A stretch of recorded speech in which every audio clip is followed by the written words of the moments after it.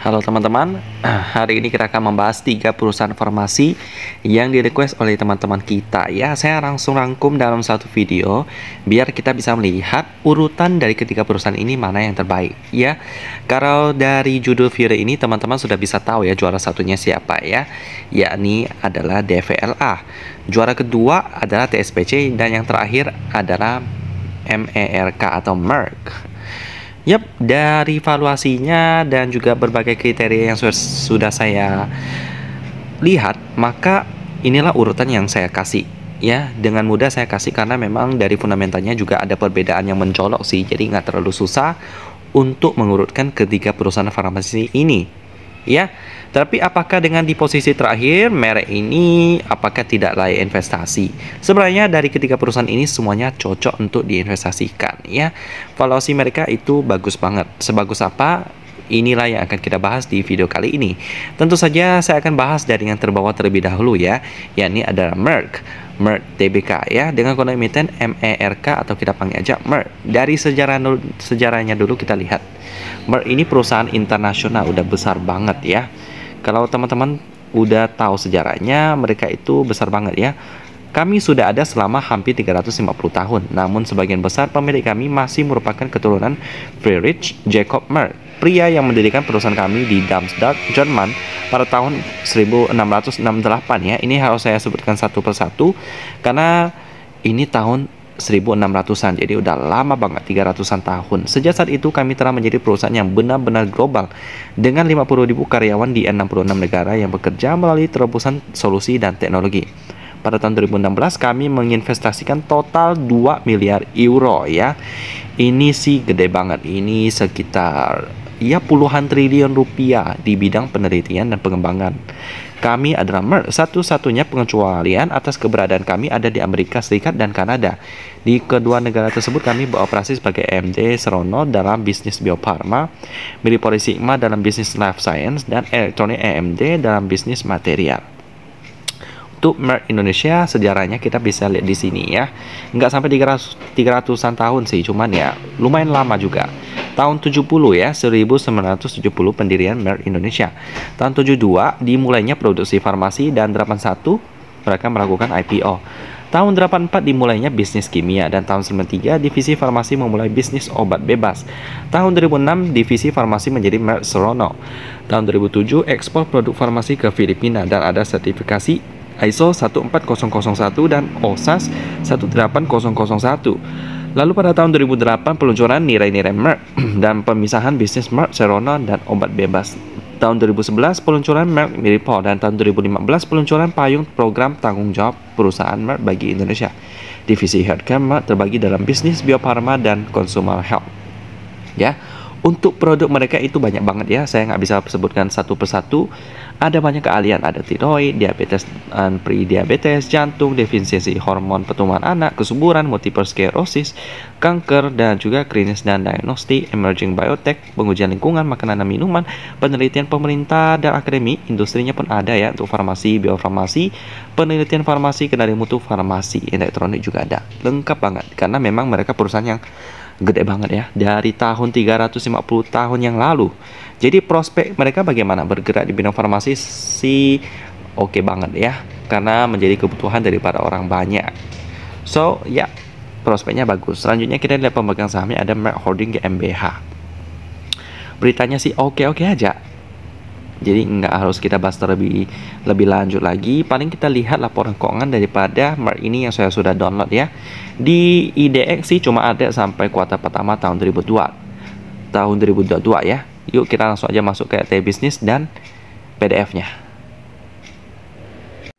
Dan beginilah penambahan fundamental daripada Merck. Kita lihat di sini pemegang sahamnya Merck Holding GmbH itu memegang 74%. Lalu porsi masyarakatnya 13%. Jadi masih aman. Selanjutnya kita lihat laporan keuangannya yang baru update sampai kuartal pertama tahun 2022. Di RT Bisnis juga sama ya. Baik, kita lihat dulu net profitnya 62 miliar rupiah. Itu PDF-nya. Kita lihat dulu mata uang pelapor itu dalam bentuk rupiah, pembulatannya dalam bentuk ribuan. Jadi kita perlu kalikan 1000. Oke, kita lihat di bagian laporan laba rugi yang dapat diatribusikan ke entitas induk itu 62,6 miliar. Dan di RT Bisnis benar, akurat dengan PR-nya 8,32 kali. Inilah alasan kenapa saya bilang Mer ini oke juga kalau mau diinvestasikan, karena PR-nya 10 kali ke bawah. Selanjutnya kita lihat di sisi liquidity-nya, current ratio-nya 321%. Kita lihat apa benar atau enggak. Aset lancarnya 815 miliar, utang jangka pendeknya 253 miliar ya. Berarti perbedaannya cukup signifikan sih, 3 kali lipat lebih. Jadi asetnya bagus, cukup untuk membayar hutang jangka pendek, sangat cukup. Untuk turnover hariannya 135 juta rupiah. Ini yang nggak lolos sih. Jadi itulah kenapa Mer ini juga nggak terpantau oleh saya. Karena saya biasanya pantau yang transaksi hariannya 1M ke atas. Cuman Mer ini nggak terpantau. Jadi ya nggak bisa masuk deh. Tapi kalau teman-teman mau investasi ke Mer ini sebenarnya oke ya. Ya fine-fine aja sih, aman-aman aja. Mereka juga terkenal juga sangat rajin bagi dividen juga. Gede-gede lagi. So untuk Mer ini ya di posisi terakhir ya, tapi udah menarik banget. Cuman belum menjadi watch list premium juga sih. PR-nya nggak sampai 5 kali ke bawah ya. Tapi ini aja udah membuat menarik. Jadi bagaimana sisa 2 perusahaan lainnya ya? Pelan-pelan ya. Sekarang kita masuk ke pembahasan daripada TSPC. Halo teman-teman. Dan inilah pembahasan tentang Temposcan Pacific Tbk dengan kode emiten TSPC ya. Langsung aja kita lihat sejarahnya di sebelah sini. Ya.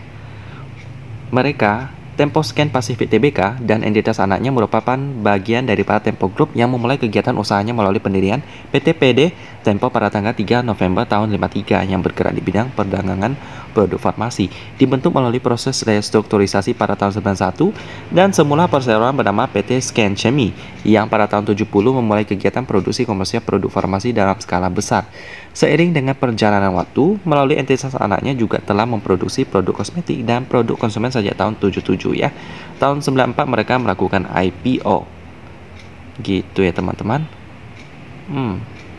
Baik, lalu selanjutnya pada tahun 99 meskipun terimbas krisis ekonomi Asia, perseroan membayar lebih awal 105 juta US dollar pinjaman sindikasi luar negeri dan sejak itu memiliki posisi kas bersih yang surplus ya. Memang kasnya TSPC ini selalu membuat saya takjub sih. Setakjub apa nanti teman-teman coba lihat ya. Lalu dengan keyakinan bahwa perekonomian Indonesia akan terus membaik, perseroan membangun pabrik farmasi baru di Cikarang dengan luas total area 76.000 meter persegi yang diresmikan pada tahun 2006. Tahun 2006 juga jumlah site yang tercatat juga meningkat ya. Mereka melakukan pemecahan dan lain-lain. Lalu tahun 2007 memperluas bisnis internasional ke Thailand serta memberikan Temposcan Pacific Philippines di tahun 2010 dan Temposcan Pacific Malaysia di tahun 2012. Seiring dengan terus berkembangnya perseroan, kantor pusatnya pindah ke Temposcan Tower di Jalan HR Nasuna Site KAV 34 Kuningan, Jakarta Selatan, Indonesia yang terdiri dari 30 lantai dan 4 basement seluas total 70.000 meter persegi dan diresmikan pada bulan Maret tahun 2012. Tahun 2017 mulai membangun pabrik baru CPCMG yang berlokasi di Mojokerto, Provinsi Jawa Timur dan telah beroperasi sejak Februari 2019. Saat ini fasilitas produksi perseroan terletak di 9 lokasi ya. Baik, lalu untuk produk-produk mereka kita lihat di sini bisa ya, ada banyak banget, ada produk kesehatan, produk konsumen, kosmetik, obat resep, alat kesehatan, layanan distribusi, layanan manufaktur. Ya, ada Botrex, Neoremasir, ada banyak banget yang kita kenal ya. Oskaden juga ada, Hermaviton, lalu ada Vidoran juga, dan banyak banget lagi sih. Ya, produk mereka sudah sangat terkenal sih. Jadi prospeknya sih aman-aman aja ya. Farmasi sih udah pasti aman karena dibutuhkan. Kecuali kalau produknya kurang terkenal dan penjualannya kurang sih. Tapi ya kebanyakan farmasi sih produk-produknya sih lumayan laku ya karena dibutuhkan oleh orang banyak. Langsung selanjutnya kita lihat pemegang sahamnya ada Boga Mulia Nagadi. Kalau kita baca di sini beritanya sih fine-fine aja sih.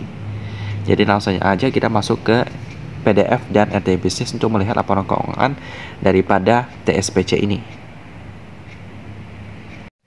Dan begini penampilan juara kedua daripada versus saham farmasi ini ya. Kita lihat dulu pemegang sahamnya Boga Mulia Nagadi memegang 83%. Porsi masyarakatnya 16%, jadi aman. Lalu untuk laporan keuangannya masih update sampai kuartal pertama tahun 2022. Ya, sama ya RT Business dan PDF-nya. Kita lihat net profitnya 270 miliar rupiah. Untuk melihatnya, kita lihat dulu mata uang pelaporannya dalam bentuk rupiah. Pembulatannya dalam satuan, jadi nggak usah kita kali-kali lagi sih. Laporan laba rugi, kita lihat di sini laba rugi yang dapat diatribusikan ke entitas Indo itu sebesar 270 miliar rupiah. Kalau kita lihat di sini cukup akurat ya, RT bisnis, sehingga PR-nya 5,73. Wow, wow, wow, wow banget. Karena hampir 5 kali ke bawah ya. Ya tipis-tipis lah. Lalu selanjutnya di sisi liquidity kurang rasionya hampir 3 kali lipat lebih. Bagus ya. Itu berarti aset lancarnya 7 triliun dengan hutang jangka pendeknya itu 3 triliun ya. 7 triliun dan 2,3 triliun. Ya berarti lebih besar 7 triliun lah. Berarti ya hampir 3 kali lipat asetnya. Jadi bagus banget. Lalu untuk turnovernya pada hari Jumat kemarin 513 juta rupiah. Ya masih belum 1M sih, cuman ya TSPC ini dari sisi valuasinya memang oke banget ya. Wow, wow, wow, masih terkejut saya karena waktu itu saya pantau pada tahun 2021 ya valuasinya nggak segila ini sih. Cuman ternyata pas kuartal pertama tahun 2022 labanya meningkat drastis ya. Kenaikan sahamnya juga nggak signifikan. Di tahun 2021 sahamnya malahan stagnan ya, meskipun pas awal tahun pernah meloncat dikit tapi habis itu turun dan stagnan sampai sekarang. Ya kalau dibilang menarik atau enggak sebenarnya menarik banget sih.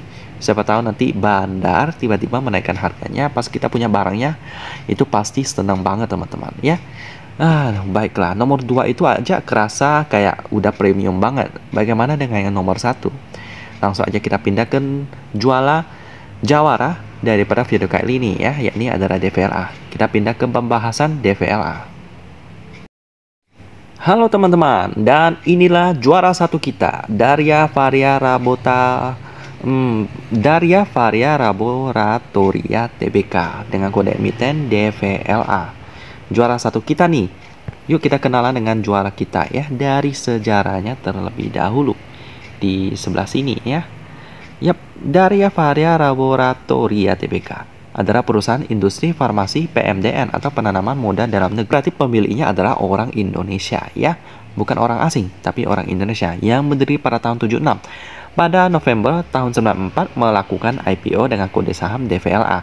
Tahun 95 mengakuisisi PT Praja Parin dan menjadi entitas induk yang terus mengembangkan sayapnya pada sektor kesehatan di Indonesia. Pada 2014, Perseroan melakukan merger dengan Prava yang menggabungkan diri ke dalam Daria Varia. Saat ini mengoperasikan 2 pabrik yang telah memenuhi standar internasional cara pembuatan obat yang baik dan standar Badan Pengawasan Obat dan Makanan ya. Produk kapsul gelatin lunak, produk sediaan cair, plester obat, salep dan krim diproduksi di pabrik Gunung Putri.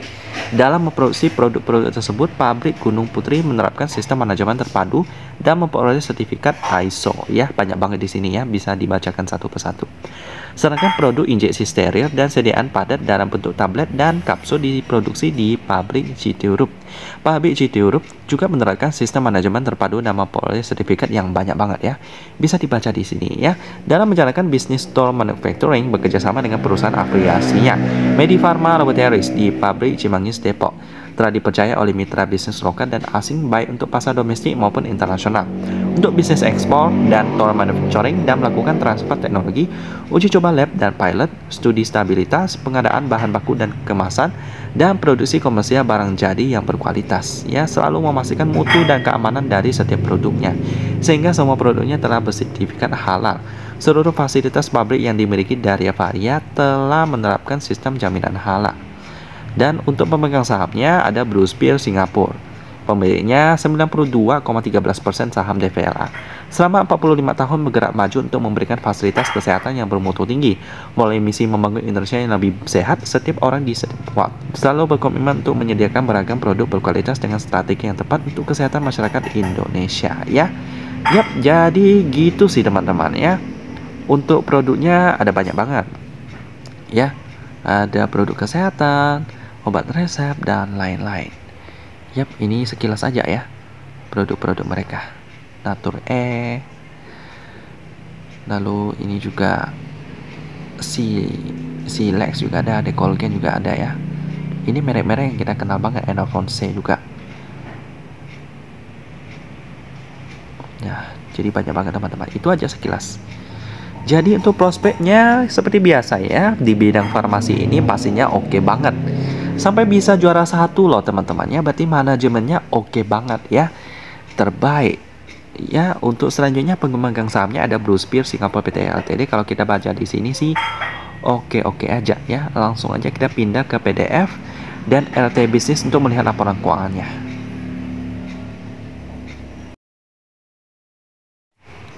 Dan beginilah pembahasan terakhir kita untuk video kali ini ya, DVLA, juara 1 kita. Kita lihat dari pemegang sahamnya dulu, ada Blue Spear-nya Singapura 92%, porsi masyarakatnya 8%, masih aman ya. Melebihi ekspektasi OJK 7,5%. Laporan keuangannya cuma sampai kuartal 1 2022 ya, tapi nggak apa-apa, kita lihat aja di net profitnya 137 miliar rupiah. Kita lihat di sini untuk melihatnya, mata uang pelaporannya dalam bentuk rupiah, pembulatannya dalam bentuk ribuan. Jadi perlu kita kalikan 1000 ya. Untuk laporan laba rugi yang dapat diatribusikan ke entitas induk itu sebesar di sini ya, 137 miliar. Ya, akurat. Dengan PR-nya hampir memenuhi watchlist premium saya loh. Wow. PR-nya 5,19%. Kali maksud saya 5,19 kali, sehingga PR-nya ya 5,19 kali ya. Liquidity-nya kurang hasilnya 253%. Ini juga hampir 3 kali lipat sih. Kas perusahaan farmasi memang gede-gede banget, dengan aset lancarnya 1,6 triliun. Lalu liabilitas jangka pendeknya itu 552 miliar rupiah. Berarti hampir 3 kali lipat lebih besar aset lancarnya. Untuk transaksi hariannya memang cukup sepi sih, 63 juta doang ya, karena posisi publiknya yang kecil, cuma 8%. So, gitu aja sih pembahasannya dari ketiga saham farmasi ini ya. Ketiga-tiganya turnovernya nggak sampai 1 miliar sih, cuman yang paling gede itu TSPC sampai 500 juta rupiah. Yang lebih liquid lah daripada kedua saham yang sebelumnya, cuman nggak sampai 200 juta rupiah ya. Tapi tetap DVRA ini tetap yang paling menarik sih. Kalau tiga-tiga ini, kalau teman-teman mau beli, diversifikasi ketiga-tiganya juga masih oke ya. Jadi itu aja pembahasannya dari rankingnya DVRA, ranking 1, ranking 2 TSPC, lalu yang terakhir itu adalah Merck. Silahkan dipilih-pilih aja deh. Saya tutup. Kita ketemu lagi di video selanjutnya.